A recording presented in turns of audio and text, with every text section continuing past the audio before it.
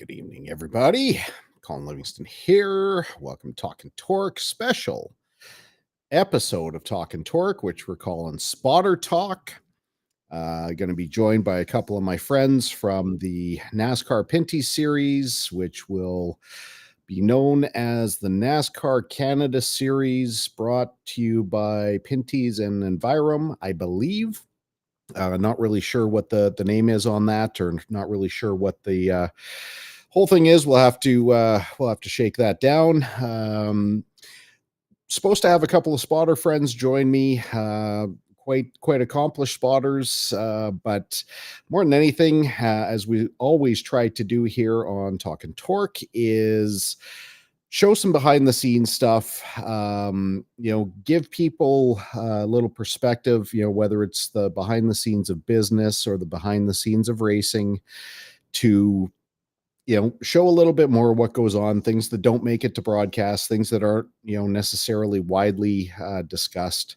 Obviously, I shouldn't say obviously, been a very, very hectic off season here, especially this week. Been following a lot of the news stories. Obviously, F1 is kind of the forefront right now, making news. IndyCar's had their started doing their media days, media appearances. On the F1 side, fan favorites. I think I don't think I've ever heard a bad word spoken. Gunther Steiner was relieved of his duties over at Haas F1. Been with the team since its inception. It's really shocking how they've promoted one of their director of engineering, Mr. Komatsu, gets promoted to team principal. How much of a difference will it make? I'm not really sure. The team is still fairly low budget. Ferrari announcing that they're going to replace 95% of the components from their 2023 car to their 24 car.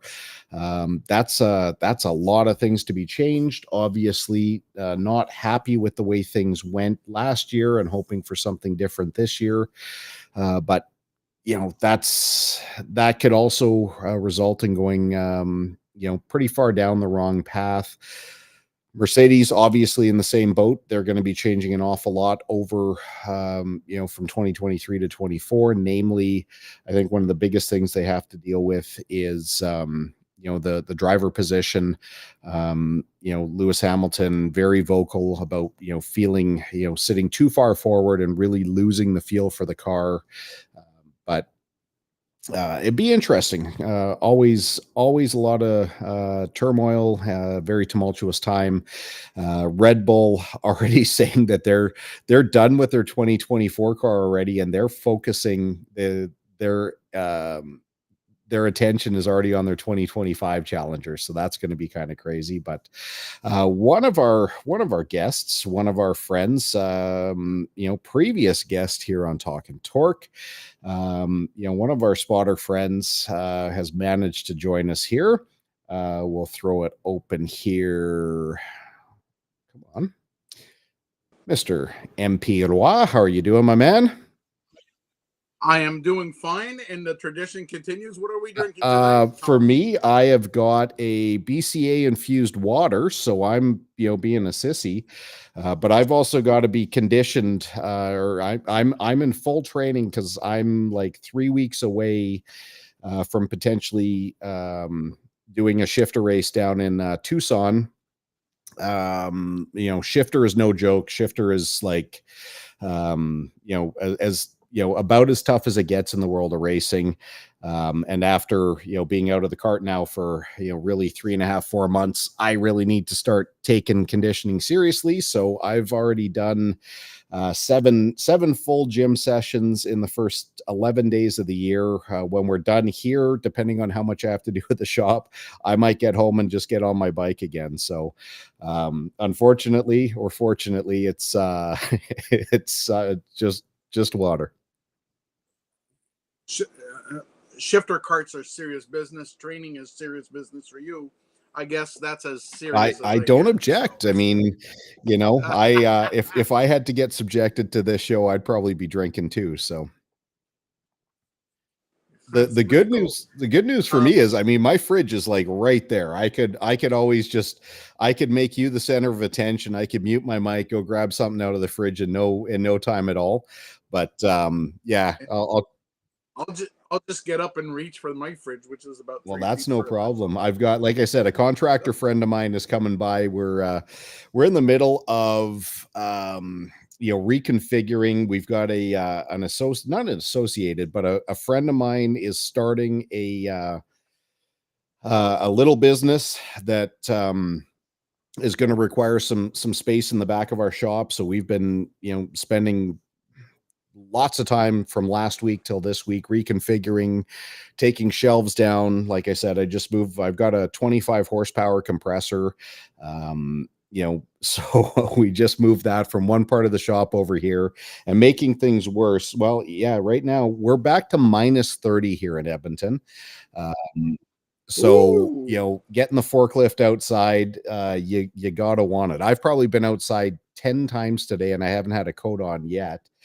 Just throw all my gloves and my toque, and as long as we're not outside for more than 5 minutes, we're we're okay. But hoping to see at least one more of our spotter buddies join us, but he better show up. Otherwise, I'm not sure what the tax is going to be. I'm going to send him a text as we're going here. How's your off season been? It's been pretty good. Actually, it got busy up until, I guess, October, November. Then got a little break, and then the wife said at the end of the month, "Let's go for some cool rest, relaxation, the sun, the sand, and of course, motor cars." We went to the snowball derby, so that got us excited. So, and then after that, I guess it got into festive season. That's when you eat every day, a feast. So we did a lot of that, and fortunately, I don't know if you were aware, Quebec schools. I think there was some like 80,000. Actually, it must have been more than that. 80% of the children were on strike. The teachers were on strike, so they didn't have school. So for the last 41 days, the kids were at home. So I'm really excited. They're back to school since Tuesday, so now I have a break. Fantastic. I just sent him a text, and as soon as I do, we're going to add number 3 here. Mr. Woo-hoo! Ken Katu, how are you doing, Kenny? I am doing good. You're able to hear me fine? Him as Mr. More than absolutely. Yeah. Please address Mr. Spotter. Mr. is my father, by the way.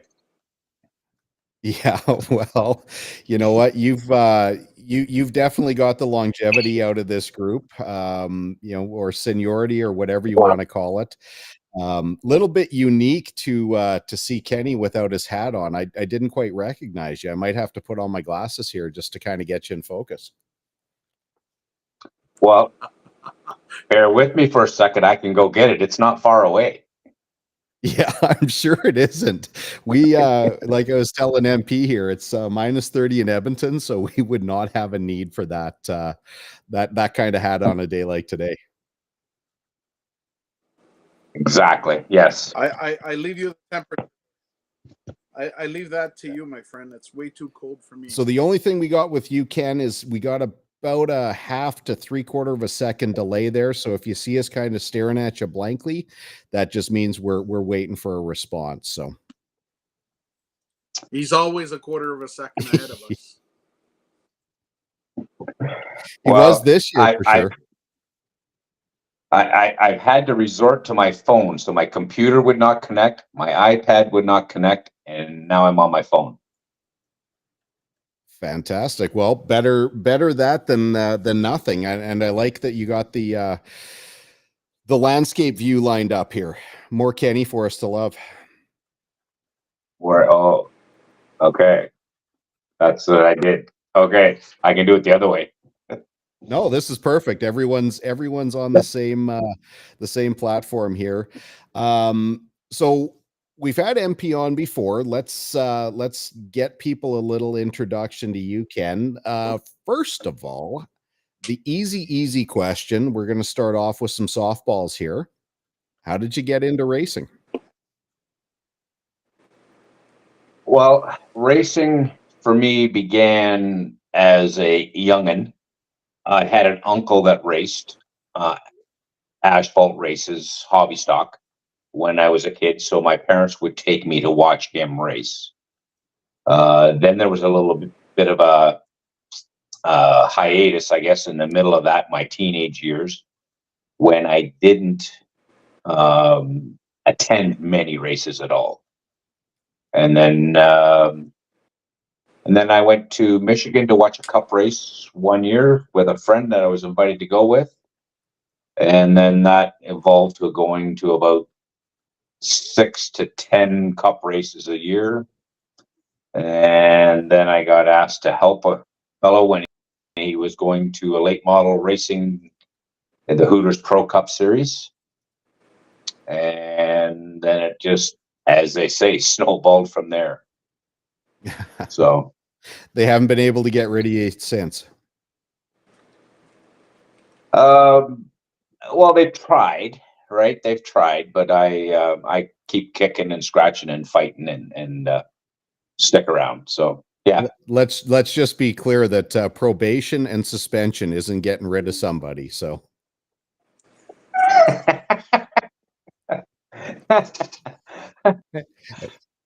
Is there a story behind all that, do you think? no, I'm just saying, as far as technicality, pure technicality goes, that's not getting rid of you, no matter how hard the series tries. Now, you've mentioned, obviously, we know you from the NASCAR Pinty series, which is now going to be known, and I'm not even sure, maybe you guys know, we're going to be called the NASCAR Canada series, presented by Pinty's and Envirom. Is that right?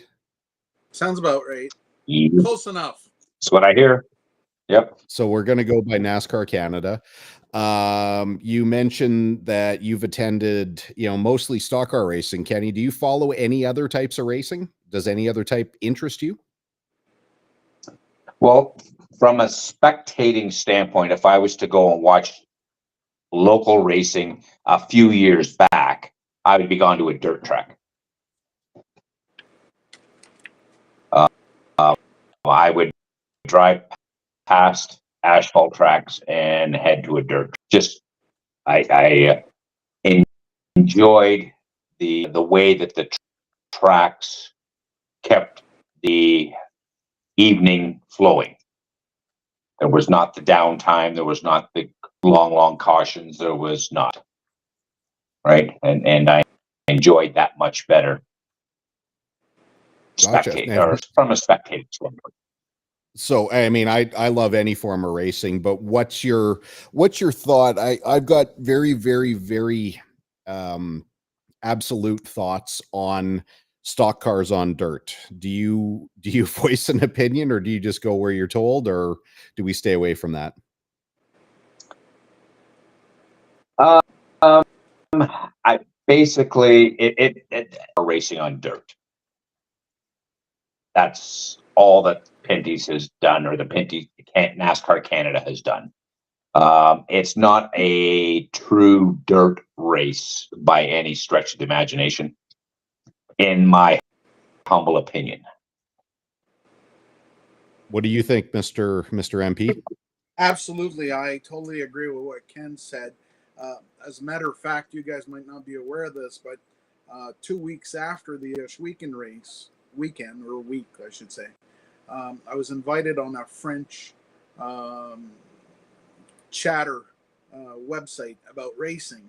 And David Hebert, the guy that was driving the one car, was also on the show. And the big debate was what a shameful exercise it was for dirt racing, what went on. And I said, whoa, wait a minute, guys. You can't be saying that it was an awful race. It wasn't a true 3 wide on the cushion type of racing that some of the people on dirt are used to. But I seen a lot of crisscrossing. I seen a lot of racing going on, and maybe it wasn't happening in the first two positions, but it was definitely racy. Now, was it sideways the way some of the dirt guys are used to seeing, let's say, an outlaw modified? Absolutely not. But it was a great show. It got to showcase our cars, our drivers to the dirt community, and the dirt community got to see what our cars were about.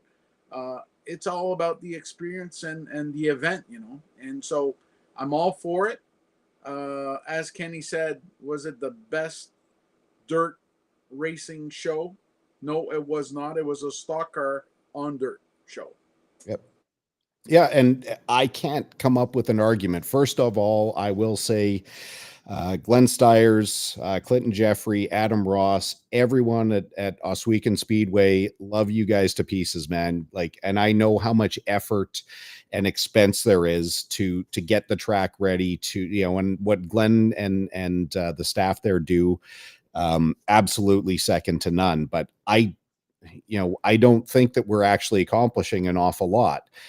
The show, if we were the only cars that night, or if it was, you know, two or three classes of stock cars that are on dirt, you can make a fair comparison. But we're running around the track in 18 seconds, and then all of a sudden a sprint car gets out there that's built for that, you know, they're running 13.8, 14-second laps and just tearing it up, where, you know, I've talked to a number of drivers there, and they describe our cars on the dirt as, you know, worse than driving on ice. Like, there's no traction. You're just kind of hanging on for dear life every moment of every lap, which I don't think we're ever going to get a true dirt fan to convert over to what we're doing. And I don't think that we're going to get our fans watching dirt, because we might lose fans because they're going to see what these sprint cars do over there and say, man, you guys race like this every week. Where we only kind of do a touch and go. But I was never really a fan until I saw what Glenn and those guys did, and the reception that they gave us and the hospitality that was extended to our series was unlike anything we've really seen anywhere else. But even back to when they started racing, you know, trucks on the dirt, and, you know, they're trying to run multiple dirt races. I don't know. To me, it actually comes across as fairly disrespectful that, you know, NASCAR as an organization says, well, we're just going to run wherever we want.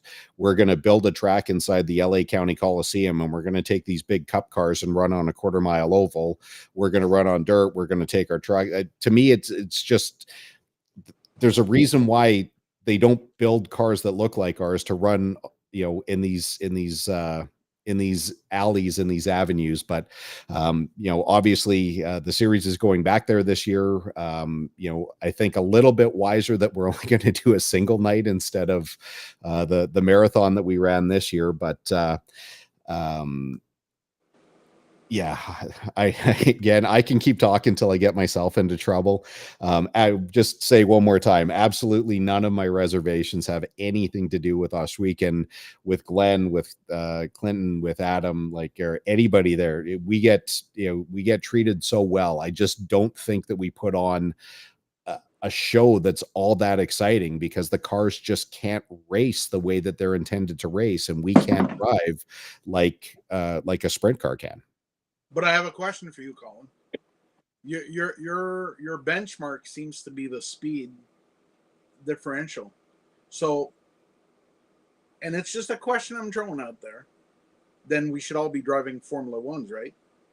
No, it's not about the speed. It's about the fact that a sprint car is built to run on the dirt. I mean, the stagger that those cars have, the type of tire that they have, you know, it doesn't matter. I've watched late models run on dirt. You know, we've got a great dirt track here in town. It doesn't have to be quick. The cars just have to be built to do it, and the drivers have to have some exposure to be able to practice. But what I meant by my statement was, yes, the sprint cars go a heck of a lot faster than the stock cars did, but I can show you stock car appearing race cars that would have gotten probably to a 14 or a 15-second lap time had they been allowed to make the necessary modification. But then it becomes a balance between cost, preparation, and giving the best show. I think the NASCAR organization made a decision that they would limit what they could do to the cars to race those nights, and that was a cost and labor uh, effort. If, for example, they kept the limitation on car heights and what you could do to I'm going to say a maximum as opposed to a minimum, so that somebody wouldn't build a car just for that one race, and I agree with that. Now, but to your statement, if we are to try and attract new fans, gotta find a recipe that's going to make us a little more attractive to a dirt fan. But on the other hand, the show was damn entertaining. I wasn't spotting anybody that night, so I was just enjoying. And I can tell you the back and forth, the side to side, top of them was happening throughout the field. To see guys like Thomas Neveu, who's not a top three runner was absolutely fantastic, and see some of the local Ontario guys that don't necessarily run the tour run with our racers was also something that was pretty exciting. I think that the fact that it was a different surface allowed for that. But you know what? Yeah, We'll debate it by going us three to a dirt track with a beer in hand, no spotter headset, and then we can say if we like it or don't. yeah, I'm not sure I agree to that, but we can go to any track you want. Again, it's not about the speed; it's that our cars did not connect, and they weren't able to drive, moderately competitively. Yes, the 5 wide stuff was cool, and drivers being able to switch lanes and run high one corner, run low the next corner. That was all great. But then all of a sudden, the sprint cars came out afterwards, and by comparison, it just didn't compare. Like our cars looked like a bunch of elderly people trying to walk over to the buffet line on the middle of an icy sidewalk, and then all of a sudden it was like, oh, this is what these things are supposed to look like. And these guys are chewing up the track. They could run anywhere they wanted. They could but they're built for it. And again, it's just a comparative thing. It's not that unless you're going to do that, you could put a IMCA modified out there. They put on a great show. It's just a different style of car. So anyway, I think you want to probably argue a bit more. That started well. Right, Ken? It did. See what I caused?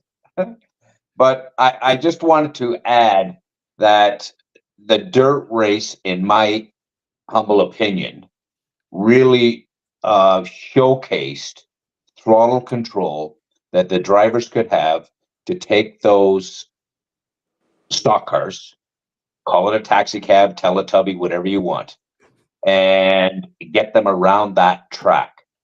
And it was all throttle control. Yes, it was slick. Yes, it was like being on ice. And, there was a few of them that grasped it better than others. But from what I recall, and looking back in the field, like MP has alluded to, there was some 3 wide, 4 wide, and 5 wide racing at times. And I think that's what people want to see.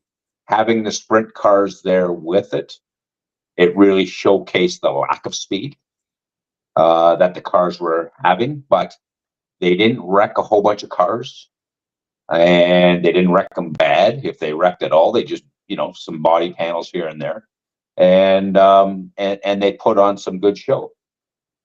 Some people go and watch sailboats race, so it's not all about speed. I'll end it there. Yeah. For our fans, our people that are watching, people that watch after the fact, going to go back half a step that, everyone in this group right now, and there's still potential that we'll have a fourth. I don't want to, it's not that I don't want to mention him. I just don't want to chuck him under the bus. You all know I who will. I'm talking about. He had a work related thing come up. He called me earlier today and said, I don't think I'm going to make it, but I'm still going to try. So hopefully we can get there. But, week in and week out, at least the three of us here have the distinction of being full-time spotters. And, for people who don't really understand what that is, that means within the world of NASCAR, before a car can get on track, before a driver can practice, before you can qualify in some situations, before anything, you have to have your spotter in position and reported to the NASCAR spotter official. That's what we do. So from there, I describe what our job is in a lot of cases, especially on an oval, as really being a verbal mirror. We're the one that's telling the driver what's happening, because not that they don't know, but a driver really is limited in what they can see from how lack of focus there is in the helmet. Their heads are restrained, they can't really turn, there's not a lot of mirror action, so they can't be looking around trying to figure out. And that's a big chunk of what a spotter does. You guys have a distinction that you're both fairly technically minded. I'm not really technically minded. I'm not thinking about the setup of the car. I can, I've said for a long time, if I can see that the car's tight or I can see the car's loose, it's well beyond being able to fix. But, every week in and week out, the same group of us get together on the spotter stand, whether it's, side hill at turn 1 at Canadian Tire Motorsports Park, or on top of a sea can at Wetaskiwin, or on top of what looks like a castle in Newfoundland. And, the same group of guys basically get together. There's, generally a little bit of pleasantries exchanged. We have a really good spotter official in Kenny, different Kenny.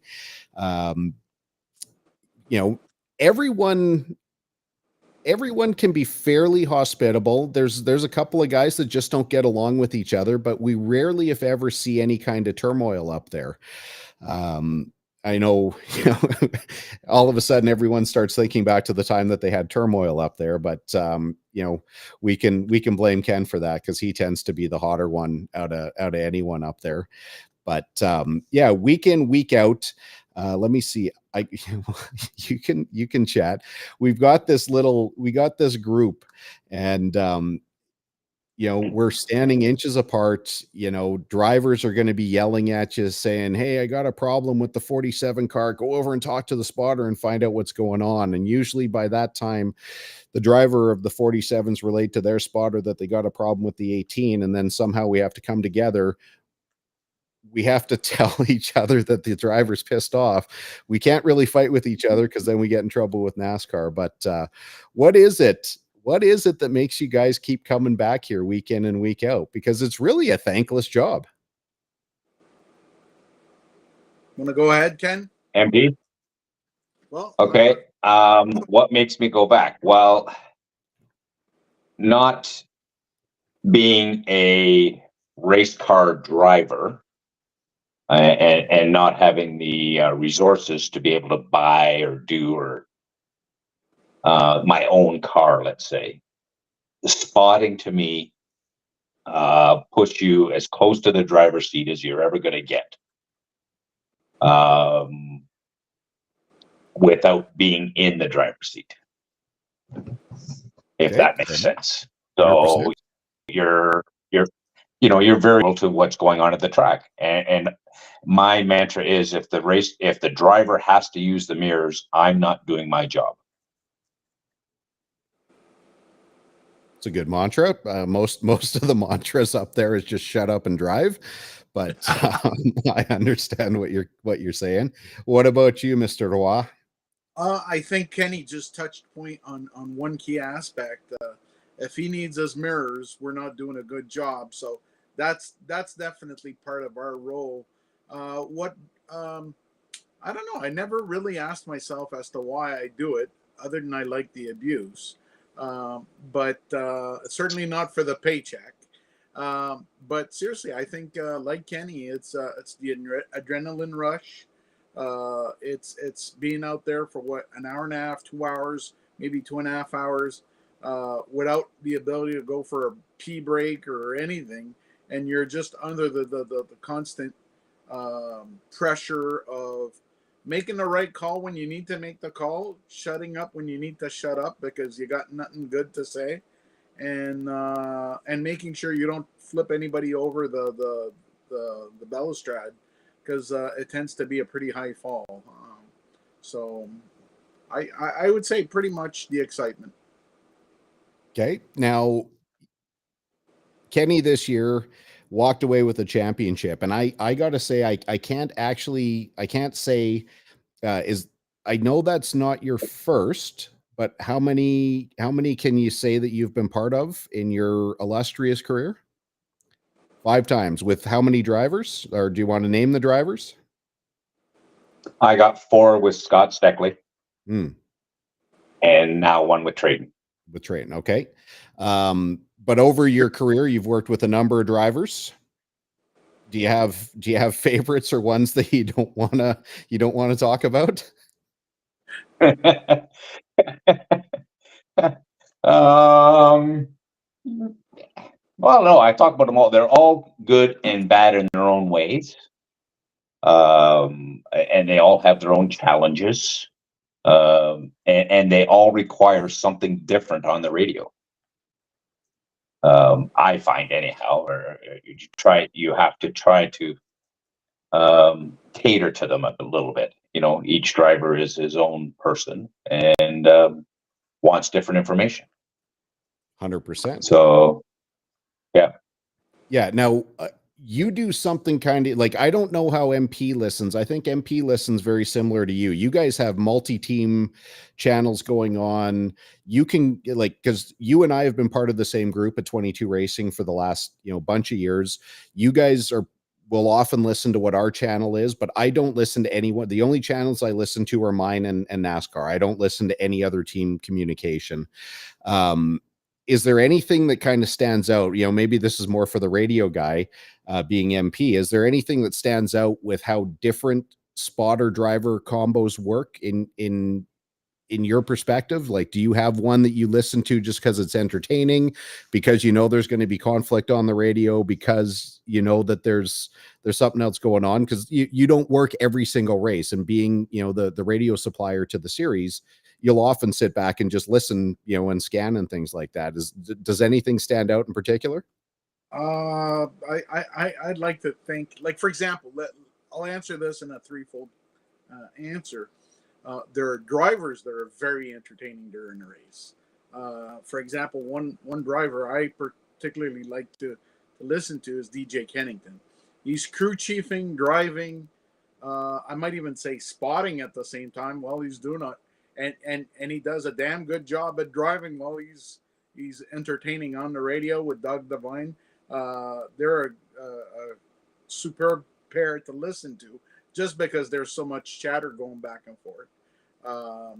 A guy like Jojo or Joe Chisholm, Ken, yourself, Colin, with Gutler, I would say are the most entertaining spotters from either a technical aspect or a coaching aspect. You guys tend to talk a lot, and that's pretty cool. So I like to listen to you guys anytime I'm not doing the spotting myself. And if I am spotting, yes, of course, NASCAR is the priority, but I tend to wander off and try and see what's happening on the other channels, see if we're under attack or not. Just, to stay in tune with what's going on. You use everything you can, right? Yeah, 100%. What I've got something in mind for me, but what would be your worst moment as a spotter? Obviously, when you've literally got somebody's life in your hands, bad things can happen. In our series, it's very unlikely that anybody will get seriously hurt, but they can get messed up. If you stick around long enough, something bad is going to happen. Does anything stick out as a particularly bad moment? Start with Ken. I've had nothing that I can recall where I thought somebody's going to be hurt as a result of something I said. I certainly have had drivers undress me, I guess is a nice way to put it, because of a call that was made. But Oops moment. you know, just heat of the moment stuff. That's all. Yeah. MP. Yeah, like Ken, I think I've been fortunate. Let's touch wood, not to have been involved in a decision where someone could have gotten hurt based on what we said. I'd like to think we've saved a few, but one particularly comical or hilarious moment was spotting at the Oxford 250. It's one of the North American late model races that happens in Maine in July timeframe. And I remember the race started like at 2 in the afternoon, and I think it was like 7 at night when it finally finished. And I was in shorts and a t-shirt like I normally am, but at 7 o'clock at night, it kind of got frisky that night. So I remember calling on the radio if there was a fan listening that could bring me a hoodie or something. I would really appreciate it. So that would be a moment, that springs to mind as a hilarious spotter moment. But obviously, before I was doing the radio stuff, I've been on the spotter stand with a dead radio. So that's got to be a crazy moment. The other crazy When moment. when you say frisky, you meant brisk. Oh yes. Oh yes. Frisky is like when you're touchy feely. No. Brisk. Cold. Damn cold. Heat shattering moment. You started by saying frisky, and then you went on the radio to talk to the fans. Like, where is this going? No. But you just brought back to memory one other moment that went oh shit moment. Actually, twice, same track, different reasons. But Autodrome Charrier's lighting went out during a main event twice. And that's not something you want to see because you don't know how the drivers are going to slow down being in total darkness after being under the big jumbo or not jumbotron, whatever you call the halogen lights. They're the big stadium lights. Those were two events that probably as a spotter you kind of go, oh shit. And yeah. Yeah, I think my three worst are at the same track. I shouldn't say three worst, but my three most memorable all happened at the same track, which is Delaware, and nothing to do with the fact that it's Delaware. But 2 years ago, when we got caught up, and if I could take blame, I would, but nothing to do with me as a spotter. But we got caught up in the mess between Cameron and Lacroix towards the end of the race, where Alex got thrown up in the air and just destroyed the outside wall at turn 4, where I didn't know if he was hurt. I didn't know if he was okay for an awful long time. And that hollow feeling, that sucked an awful lot until, I finally connected with Todd Lewis, who said, no, he's out of the car. He's okay. And then I could kind of relax. The year before that, nothing to do with us on track, but watching what happened outside of turn 1 with a particular driver who swerved his car towards, I think it was Shea Gemmel, who had got out of his car, which was like one of the worst things I've ever seen in a driver do at a racetrack in my life.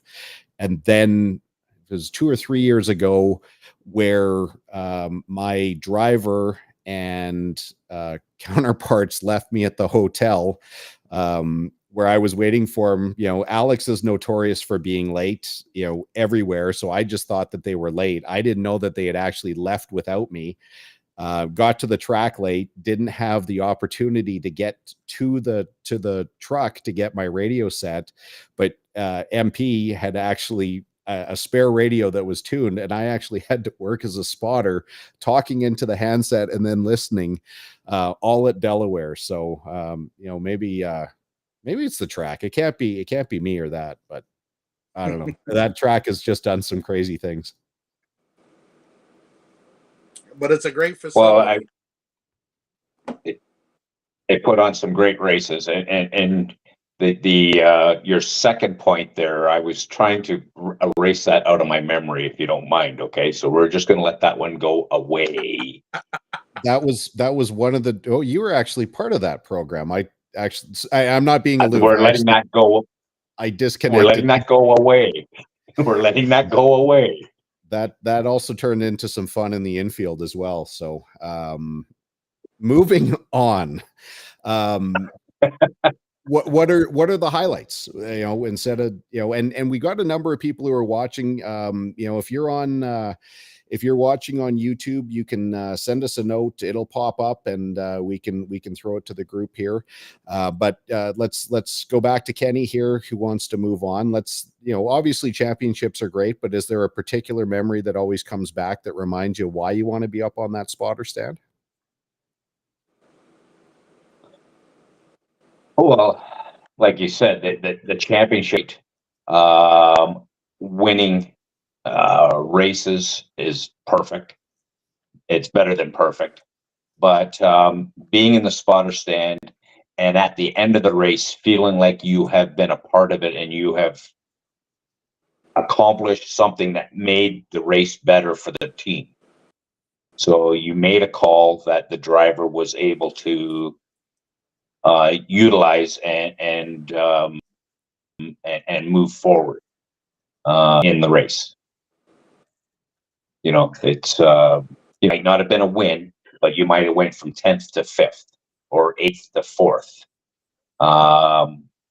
in that kind of thing. And I had one of those at CTMP standing in turn 5, or a car, but actually I shouldn't say car because it was a NASCAR truck, and I was helping out one of the truck teams, and a truck stuffed it into the wall in turn 5 into the tire barrier, and all that water then ran down the track. So as my driver's coming out of 4 into 5, I told him to put 2 tires in the dirt and run the curbing around and leave 2 in the dirt, have 2 in the asphalt, which he did. The trucks in front of him got into the water and did all this kind of stuff, and he got by them. Yeah. While they were squirreling around, and he got by him on the inside, and it was the last lap of the race. So he made some positions. That's awesome. That MP? to me was, sorry. Yeah. Oh, awesome. MP, what's your And I guess it's Kenny's age that does this, but he's got all the good answers, so it's hard to come with a comeback right after him. But yes, it's about making a difference. And I have 2 magical moments that I remember. One of them is I want to say early 2000s, so this was quite a while ago. I was working with Patrick LaPearl in the ACT cars at Airborne Raceway, or Plattsburgh in the state of New York, and Lapper. And early in the race, we get in trouble, and Patrick cuts a tire, or we spin out. I forget exactly what caused the trouble, but um, the guys wanted to give up because they said there's no point racing. We're a lap down at this point. It's not going to work. And we were racing under a different set of rules where lucky dogs were allowed, because normally when we raced ACT, the lucky dogs were not allowed. And I guess it was a pass race. And the guys were about to give up. And then I started looking at the rundown, and I said, wait a minute, we're the first car a lap down. If a lucky dog does come out, we're going to be the one that's going to get, back on the lap. And so I convinced the LaPearl family, which tend to be intense on radios. They're great racers, great winners, but they're very intense on the radios, to go for it. And we got the caution that we needed. We got back on the lap, and we eventually won the race. So that was quite a moment. A pretty big field, and we got the win. And the other one was last year, and if I remember correctly, we were chasing Ken's driver Trayton was going in the lead, about to win, and I was working with Donald, and we're on his bumper, and we could have done the NASCAR move and move him out of the way. And I kept going on the radio, Donald, there's no point. There's no point doing it. And as you know, Donald tends to want to win or wreck. And he was going for the win, and he listened, and he did, and I think he earned a lot of respect from the other racers and other teams when he did that, because there was no point. He was not running for a championship, but Creighton was. So that was another special moment, because as a team we discussed it on the radio, and we agreed that it made more sense. Don't let him run away, but there's no point moving him out of the way. Race him clean, in other words. So that was a good moment. Obviously, for people who don't know, this is Donald Teague. Donald is as good, in my opinion. He's as good as any driver on an oval that we have in the series. But his downfall is that he tends to be way too aggressive, way too early. He's taken himself out of so many races in the early laps, or taken some damage that just took him out of contention. That I don't know, I don't get to see him outside of the Pinty series, so I'm not sure what else he's been able to do, or where that style comes from, where if you can get away with it. But very cool to see him progress from when I first saw him join the series, whatever that was, 5-6 years ago. Very, very interesting character, off the track for sure. Like, these guys are, they're it's almost schizophrenic or psychopathic, that these guys have their persona when their helmet goes on, and then they have the persona, like Ken said, got a severe undressing from time to time from a driver, which I think there's a grace period. If something happens inside of a trailer, within the hour after, a race ends, that doesn't have the same lingering effect as if somebody just called you up out of the blue and started, ripping your ass. Those things kind of happen, but it's always interesting, the dynamics that different drivers have with their spotters. And to me, it's always about chemistry. It's not really about, if you've got the best driver, he needs to have the best spotter. The driver needs the spotter that works the best for them. You could have the best spotter in the world, and maybe it makes a difference for somebody who's new, or maybe, but if they don't get along, or they don't speak in the right way, it just doesn't work. Move on to kind of the last topic here before Ken's phone dies. But you guys have been around racing. You've been a part of racing for an awful long time.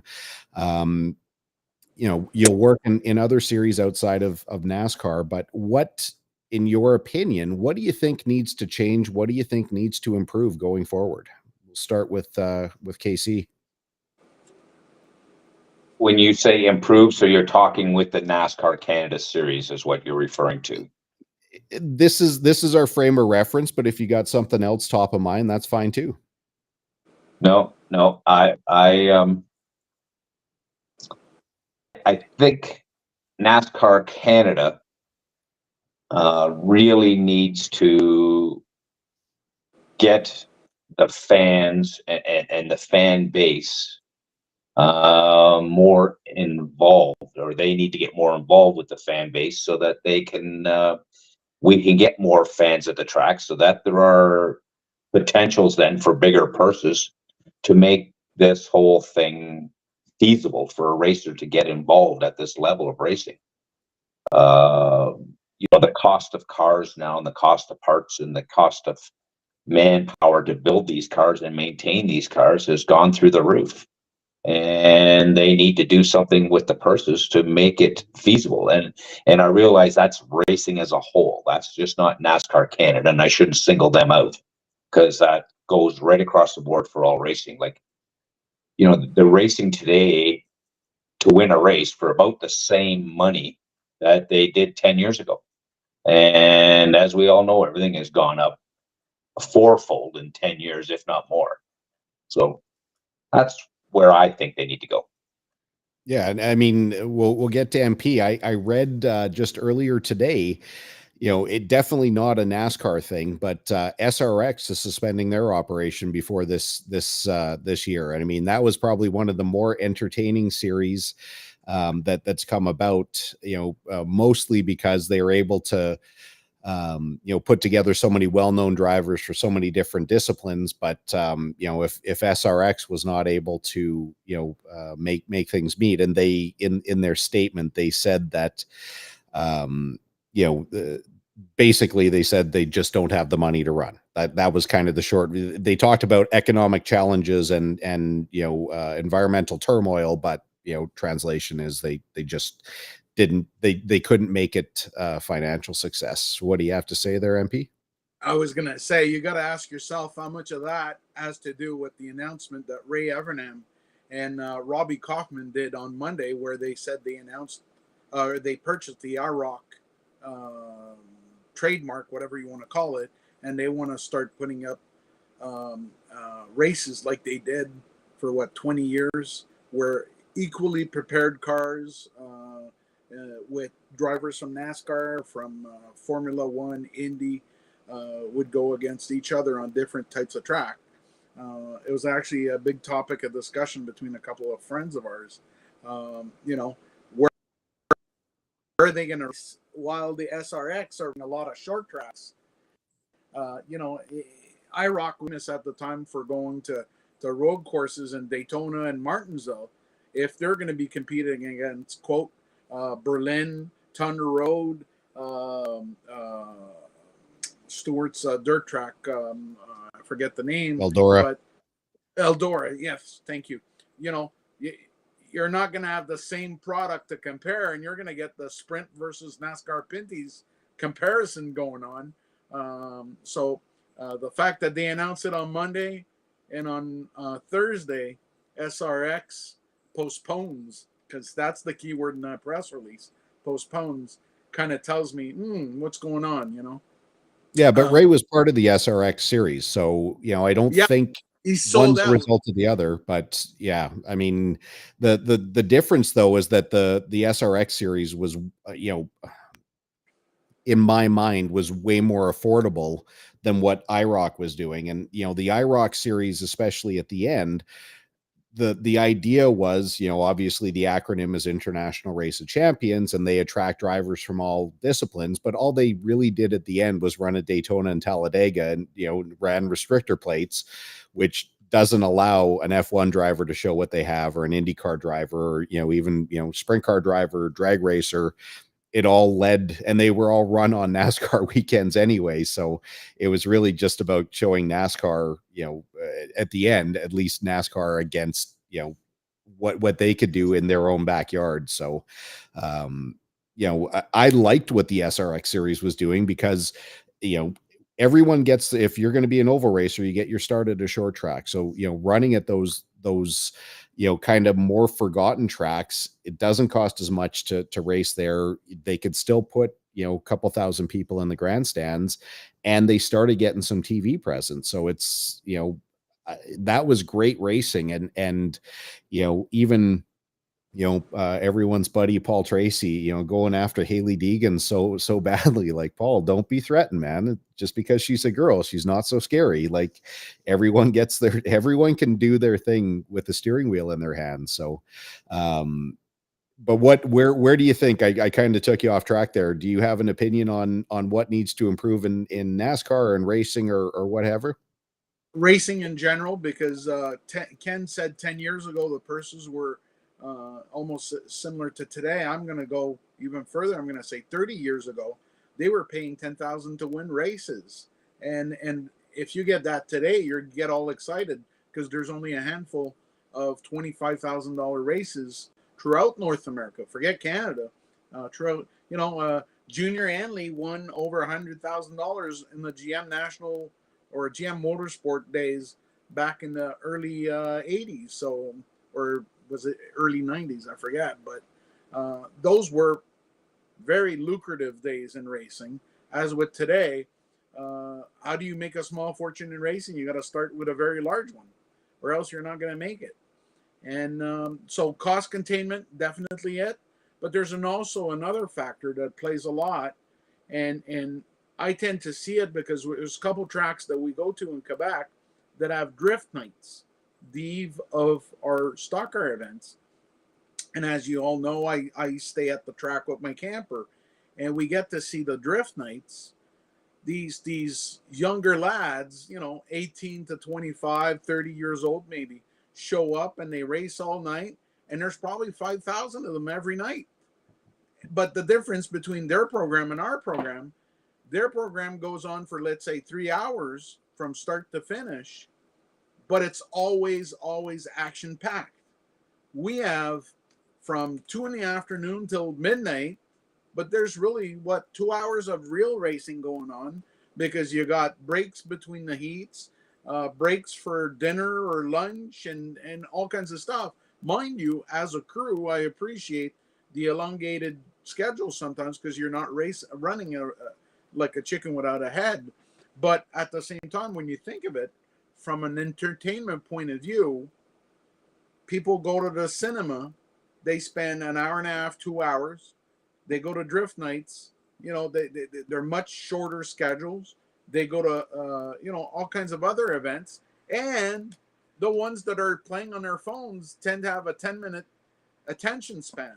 So our 2.5 hour 100 lappers, I don't think are cutting the next generation, and that's why when you look at the people in the stands, they've all got gray hair or they're wearing caps because they don't have any hair left. And I'm getting there as well. So cost containment and schedule is definitely the two things that need to be on every racing organization and racers' priority. Because don't forget, it just can't be the track.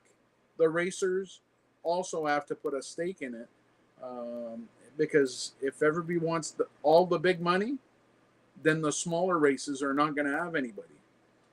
And at the same time, if everybody just wants this type of schedule, well, it's not going to be profitable for the track operators. So it's got to be a joint effort, and it's not easy. I've walked those shoes. It's not easy. It's always about compromise and risk taking, and unless you got a lot of money, it's hard to make those risks sometimes. Yeah, I think you guys have both kind of hit it. Kenny for sure. With containment, but getting more people involved. Which, what reason do people have to go to the racetrack? And the oldest expression is, you don't sell the steak, you sell the sizzle. And right now, we're not really promoting what the benefit of the series is. We're not really promoting so much of what what happens on like on these short tracks is just crazy. I mean, the action is nonstop when we're running at places like Chaudière, Wetaskiwin, quarter mile ovals. We get to Saskatoon, which always puts on great racing.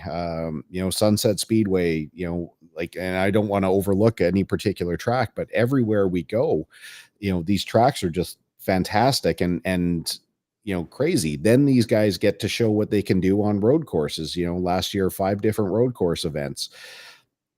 These are easily, some of the most talented drivers anywhere that are doing great things, from, street tracks to, proper road courses, short oval, long oval.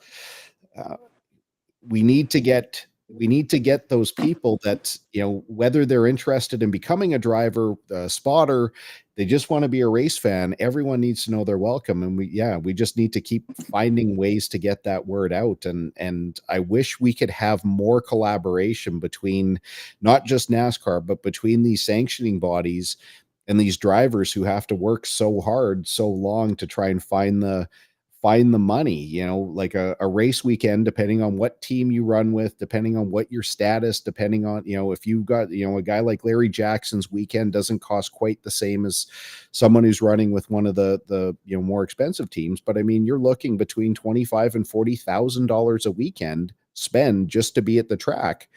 And like you said, if you can get a $10,000 first place check, you're doing a backflip. So no matter what, the sponsors, the sponsors are funding the biggest chunk of it, and then you've got to give the sponsor a reason why they want to come back. And if we don't have eyes on this, eyes on the TVs, asses in the seats, and we're not developing the next generation, we're going to be in big trouble here. And I mean, well, we might have, people might already call us has-beens. I mean, or never was, as the case might be for me. But we're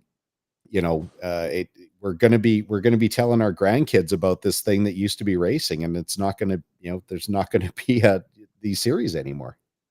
But Colin, in something you just said, it's important that I add my 2 cents. I have seen very little snooze fests out there. The problem is, how do you get the fan to come? And 20 years ago, the late Tom Curley had a solution for that. Every Thursday or Friday prior to the races, he create some sort of a parade downtown or next to a bar or whatever, and he'd line up a couple cars, and the championship leaders had to be there to sign autographs and talk with the fans, and because one of the things I've noticed over the years, people think NASCAR only happens down south in the U.S. If you tell them you do a NASCAR Canada race or a stock car race in Ontario or Quebec, they're saying, I don't believe you. You guys race locally here? You mean there's a racetrack? So unless you can drag the people out of the cinemas and out of the ballparks and out of whatever they do on a weekend and into a racetrack, they're never going to witness how competitive and how great our shows are. But the problem is, in order to do that, you got to leave the facility and leave the shops and go and find that spectator that doesn't know what stock car racing is all about. Kenny, you got anything to add? Well, MP is absolutely correct in that we have to let John Q. public know that we are here. So many people do not know. They know that there's races and there's race cars, but they just think it's Joe and Billy Bob that had a car in the backyard and take it to the track. So to get them to come to to witness a professionally run race, be it, the NASCAR series, the APC series.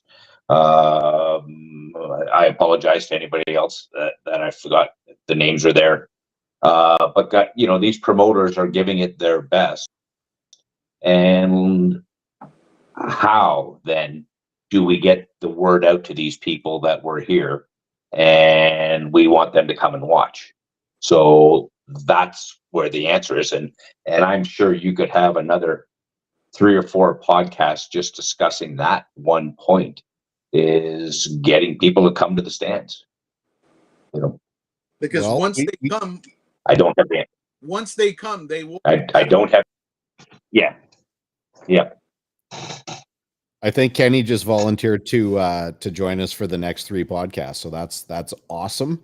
I love that level of experience and that enthusiasm. And it's always, it's really a double-edged sword, and it's a catch-22, because yes, when you have the title of promoter, that is inherent in the job, but the double-edged sword, or the catch-22, is that tracks are paying really high sanctioning fees to get the series to come to the track. And in a lot of cases, I know, speaking to a bunch of the track owners and promoters, I know there's just not a lot of budget left over to be able to do that kind of marketing. So what ends up happening, and I think where the disconnect that we have in Canada is that, there are drivers within our series that are more active than others, and there's teams that are more active than others. They are out there promoting, whether it's, their own brand recognition stuff, or whether they're promoting the event on, local news, whether it's TV, radio, or what have you. But the series doesn't really connect with that and help promote what the drivers are already promoting. And again, we've had this conversation privately, but let's not kid ourselves that racing is not really competing with hockey, with football, with baseball, with basketball, with, I mean, geez, we'll get, there's a lot of other fringe sports that are getting TV time now. We've got to do what we can to, not only attract people but convince them to get out, and I think we need a little bit more help and a little bit more support from the sanctioning bodies, whether it's whether it's NASCAR or whoever. It doesn't matter. Again, this is just in the context of tonight's conversation, but we need to, it doesn't cost anything for NASCAR to share somebody's tweet, to share somebody's Facebook post. It doesn't cost anything at all to, to get more of that branding out and to share, like, hey, so and so made it on the local TV station, to show that and to promote it so that more people see it, and we get that awareness out there. And I think until we kind of figure out that this isn't the olden days where you could just put it on TV and people come. I mean, we have the benefit of running on TSN. We have the benefit of getting, being the lead into the, whether it's the Xfinity or the Sprint Cup stuff. We get some people to see it, but we've got to give them some incentive to get to the track. And, I don't care what it is. We struggle to get people to the go-kart track, and that's free admission. And, my go-kart track is, within 45 minutes of downtown Edmonton. Come on out. It doesn't matter what level of racing it is. Come out and watch a race, see it in person. See, you come to a go-kart race, or you go to a local, short track race, you're going to get to talk to every driver that you want to. You can see it from a different perspective, and just get out there. And it doesn't matter if you want to get involved in racing. Man, I don't know a team out there that would turn down somebody who wants to come and sweep the floors at the shop. And if that's how you want to get started, there's so many people. That's really how they started, just by being there. And then all of a sudden there's an opportunity to do the next thing and the next thing and the next thing. And before you know it, you've either got a spotter's headset on, or you become a driver, or, and that's, kind of who I'm thinking of Chase Briscoe, because he actually started by sweeping floors at Tony Stewart's shop, a long time ago. And, now he's one of the premier drivers in the series. I mean, if you decide that you're going to do it, you can do it. But yeah, anyway, I feel like I'm kind of rambling now. You guys got anything else to add? Maybe just one last statement on how to get fans. 2 years ago, when we went to St. John's, Newfoundland, at Eastbound, you'd go in a pub or in a restaurant, and you'd say, "Are you guys going to come to see the race?" And everybody were saying, "Oh, is that the Target race that goes on in the streets, and we can watch it from the pub?" And then you'd say, "No, it's at Eastbound." They say, "Oh, that's 40 minutes away. I didn't know there was races there." This summer, they did the parade, and frankly, just watching the race car drivers parade around on the pickups and then having to kiss the fish, it was just that was entertainment. But it got the product exposed to fans that would never come to the racetrack, because it's not downtown and it's not something they're used to. So I think that there's a lot more of that can be done. Yep, that's the rooftop on the Palace, and and that's the excellent view our spotters get. That's the one privilege we have, is we get the best view. Sometimes you can't enjoy the race, but at least you get the best view. But like I was saying, the fact that they had the drivers participate in the parade, be on stage, be introduced, got us exposed to probably 1,000 people. Okay, mostly we're drunk, but that's a different story. Next time we can do a pit stop competition downtown or something. And that stock car racing has to be more than just about on-track activity. Has to become an event, has to become entertaining, because that's what people, when they go to a boxing match or a wrestling match, they go to be entertained. There's that 3-minute bout or 10-minute bout, but it's about being entertained throughout the evening, and that's what stock car racing needs to be. Yeah, I think people are entertained. I mean, I've never heard not once have I ever heard a person who's come to a Pinty's race, a NASCAR race, and walked away and said, wow, that was really boring. It's never, not one time has it happened. People always walk away, and there's always a story. There's always, you know, kids get close up to the fence, or people, you know, whether it's their first time or their 5,000th time, you know, there's always something that they walk away from the event, and they always enjoy. So it's just a matter of, you know, kind of getting the message out and getting people to understand that, first of all, the races are there, and then to be able to you know, to talk them into getting into the track, because once they come, we know they'll come back. So anyway, anything else to add there, Mr. Carew?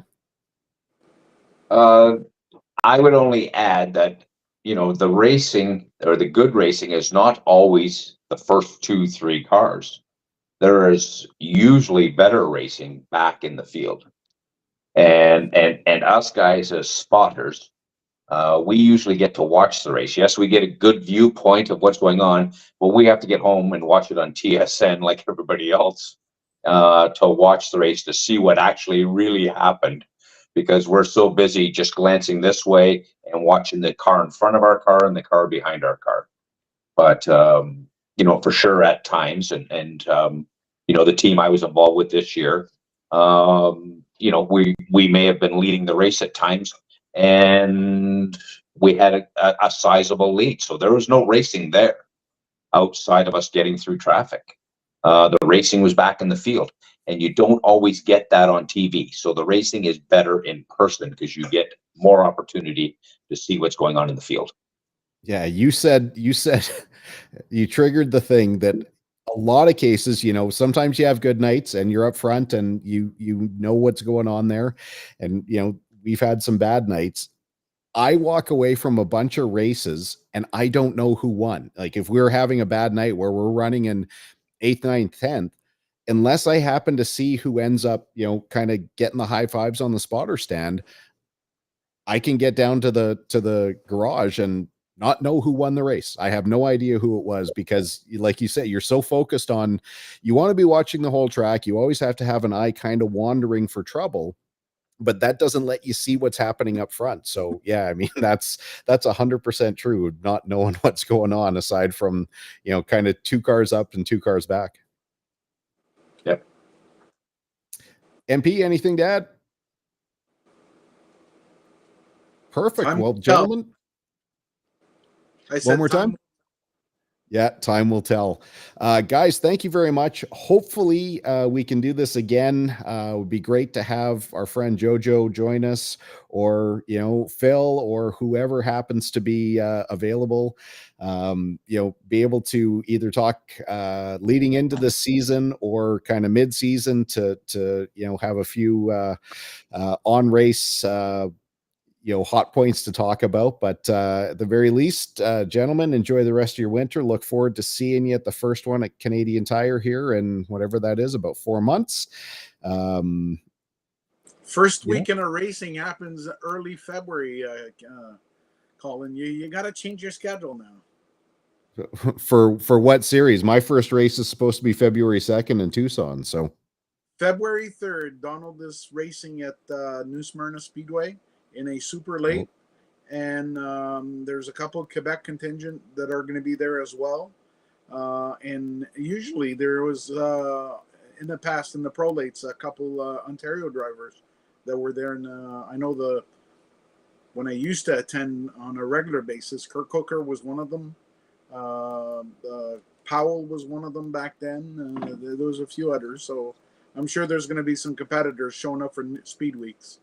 I changed my schedule if anyone asked me to be down there, but, you know, my phone's not exactly ringing off the hook. So, you know, if we got one thing right tonight, is that we got Kenny with this, like, looking down perspective, because I mean, he definitely towers over top of us the best of time. So I like that view. I like the he's squishing you right now. It's commanding. It's, you know, it's dominating. I like it. Okay, boys, I'll let you go. Thank you very much for giving the time here, and look forward to seeing you in a couple of weeks, or a couple of months. Take care. Stay warm. Guys. I'll do my part. You betcha. Thanks, boys. Yep. There we go. The first ever Spotter Talk episode of Talk and Torque. And hopefully we can turn this into a somewhat regular thing.